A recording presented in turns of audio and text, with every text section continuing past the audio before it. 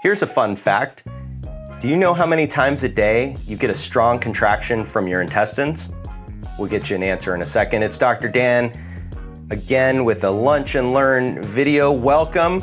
8 times a day is how often your intestines contract, and then they cause these little minor waves that move food through your body. And I don't know about you, but if I caught 8 good waves like that throughout the day, if I were surfing, I'd be pretty stoked. So why are we talking about the contracting of the intestine? It's actually something called the autonomic nervous system. There's this entire process that goes on, and we're not even thinking about it. I mean, think about it. You don't have to worry about your heart contracting. It just contracts. You don't have to sit there after you eat and go, okay, now I need to move the food. I need to move it a centimeter to the left, centimeter to the right. You're too busy for that. The body does all of this stuff for you. It's really cool. Autonomic nervous system. So that's the one that happens kind of in the background that we don't really have any conscious dealings with.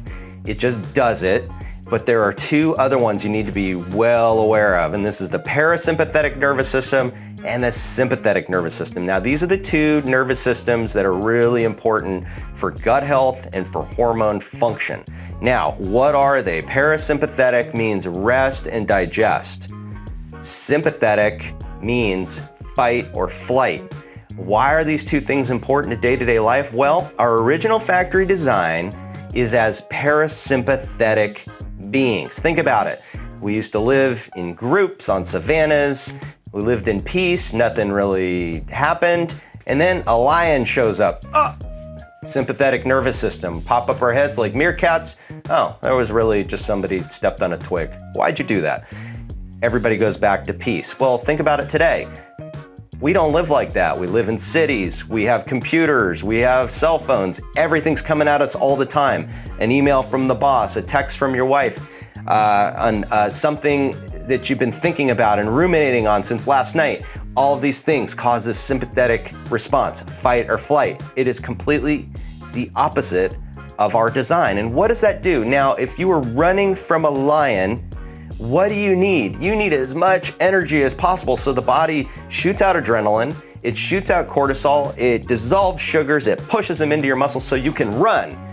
And what's happening when you're getting that text, that phone call, that email, ruminating on that thought? Where are we? Are we running?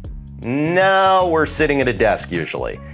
And when that happens, bad things happen. We start accumulating all of that glucose. It starts causing damage. We're in a constant cortisol state that starts to break things up.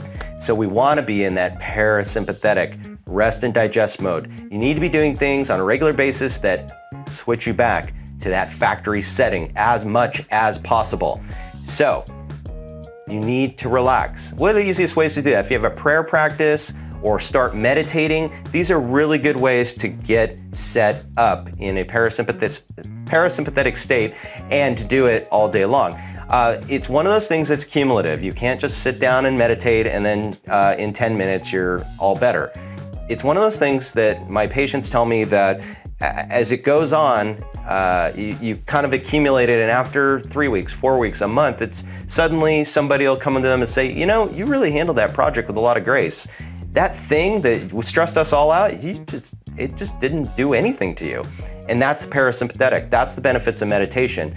You're dealing with things in a very calm state. So parasympathetic, rest and digest.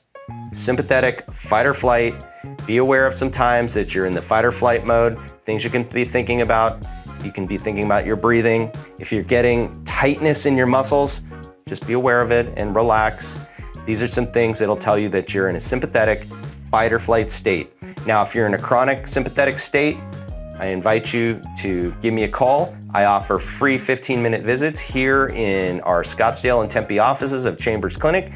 I also do telehealth and phone appointments. I'm more than happy to talk with you and find out what's going on, and nobody leaves without some direction. We also have full batteries of testing here that we can direct you to as well. In the meantime, stay parasympathetic, because that'll make you never feel over 40. Thanks for listening today.